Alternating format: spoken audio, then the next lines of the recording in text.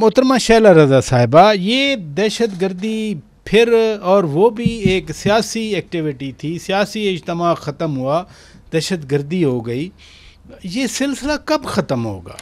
ये बहुत ही संजीदा सवाल है और इस वक्त हमें ये देखना है कि ये जो प्रॉक्सी हो रही है, जिसमें हम खुल के बहुत दफ़ा कह चुके हैं कि फितनतुल हिंदुस्तान और ये सब, तो ये उसी का एक पेशखेमा है और हमें बहुत संजीदा होकर जो है ये जो अब हमने इनको इंटरनेशनली भी डिक्लेयर कराया है, तो हमें जो ऑपरेशन है उसको तेज़ करना होगा, क्योंकि टारगेटेड ऑपरेशन हो रहे हैं जिसकी वजह से एक दिन में काफ़ी लोग जो है उनके कहते हैं कि ख़त्म किए जाते हैं।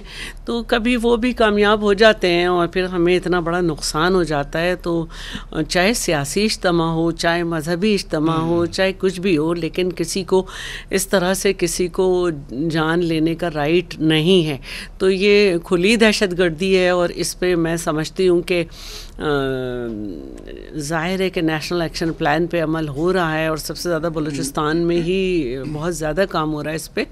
तो मज़ीद इस पे काम होना चाहिए, नेटवर्किंग और अच्छी होनी चाहिए। शफकात साहब कह रहे थे कि 144 नाफिज है, लेकिन हम पे इतना दबाव था कि इजाज़त देना पड़ी।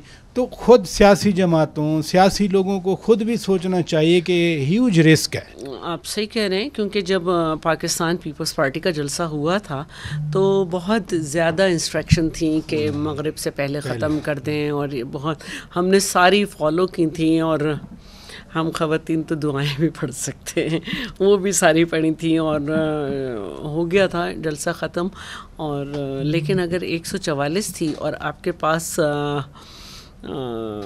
इंफॉर्मेशन थी तो ये रिस्क नहीं लेना चाहिए था। दबाव को सहा करते हैं और उसको टैकल करते हैं। और अब लोगों को समझना चाहिए कि हुकूमत किसी की भी हो, दुश्मन नहीं होती, बात को सुने, बात सुनना किसी भी पार्टी की हो। बहुत अहम बात कोई हुकूमत नहीं चाहती कि उसके दौरे हुकूमत में या किसी और के दौरे हुकूमत में लोगों का जानी नुकसान या कोई सा भी हो, तो बात सुननी चाहिए।